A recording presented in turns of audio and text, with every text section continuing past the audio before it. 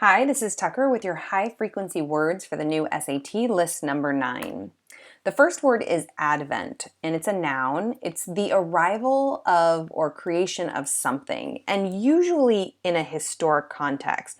So if you think about the advent of the phone or the advent of the airplane, those events had a huge impact on our lives now, and we can appreciate that looking back in retrospect. So that's where the historical component comes from. Often we don't appreciate the changes that happen until later. So if you think about the arrival of or the creation of the advent of the car, the automobile changed the way we move around. It changed the way cities were designed and laid out. So it had a big impact. The word bolster, there's actually a noun form of this, which is a physical bolster that is used to support the body during like yoga or seated positions. And then there's the verb form of bolster, which means to support, strengthen, or fortify. And it made me think of the scaffolding that is used when buildings are either being built or when they're being renovated or something, the outside is being redone. And the scaffolding is used to lend support and to strengthen the plank or the places where the workers are standing, but also to potentially fortify the building as it's being worked on. The next word is coarse, which is an adjective, and it describes something or someone that's kind of lacking in refinement or sophistication. You also think about coarse as another way of using this word is like, oh, my hair is coarse, the texture. But in this use of the word, it's lacking refinement, it's lacking sophistication. So when I saw this picture of just these friends, super casual, having clearly like a random barbecue outside, nobody's dressed up, I was thinking this might be described as kind of a coarse party, whereas a really refined, sophisticated party might happen inside, it might be catered, people might be really dressed up. I also think of kind of more coarse behavior being things like burping at a dinner table when you're out at a restaurant. Like that lacks refinement, it lacks sophistication. Dilemma is a noun and it's a problem. And usually it's a problem that involves making a decision between two different options. So if you're really struggling, you can't decide whether you want this or you want that, you have a dilemma. And so for some people, choosing between an apple or a donut as a snack might feel a little bit like a dilemma. The donut looks really, really good, but you know the apple's better for you. So which one are you going to choose to eat? Endow is a verb and it means to equip or to bestow. And when we think about bestow, like usually like a quality or an ability. So back in Greek mythology, you might have had a god who like had a favorite or had favor with a human and bestowed some kind of quality on them or endowed them with a particular quality. It's basically to give something.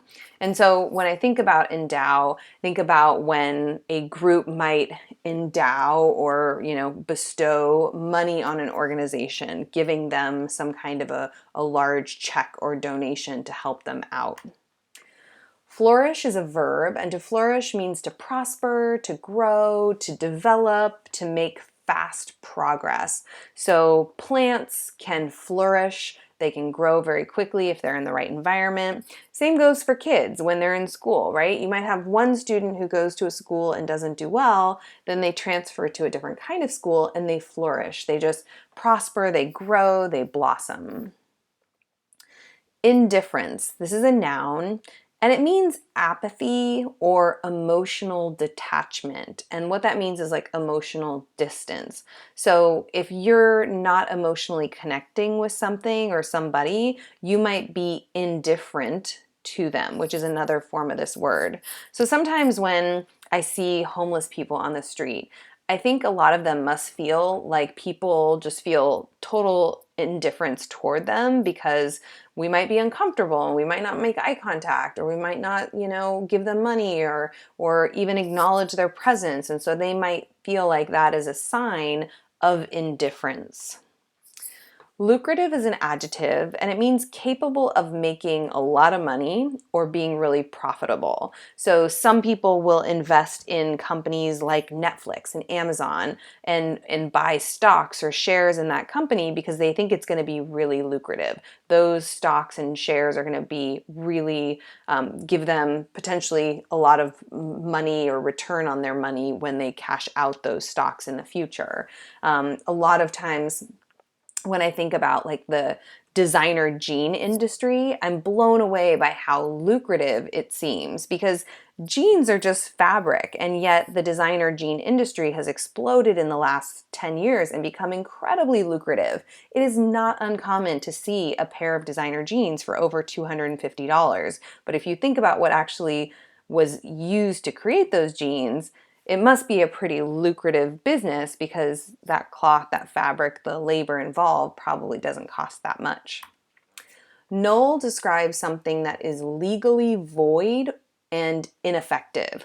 So when I think about something being null or described as null, I think about things like contracts that have been voided. So if you sign a contract but then, something was out of order or an event isn't happening, then the contract will become null and void, which means it's not legally binding anymore. Same thing goes with a marriage certificate. If you get a divorce or you get an annulment, which is what happens when people haven't been married very long and they separate and they decide to void their marriage, then that marriage certificate will be considered null.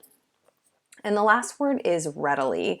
This is an adverb, so it describes how something is done, and it describes something that is done right away and without difficulty. So with my Starbucks app, I can put in my order and my coffee is readily available in minutes. And instead of waiting in line, I just go in the door, pick up my coffee, and leave. It's super convenient. There's no difficulty involved.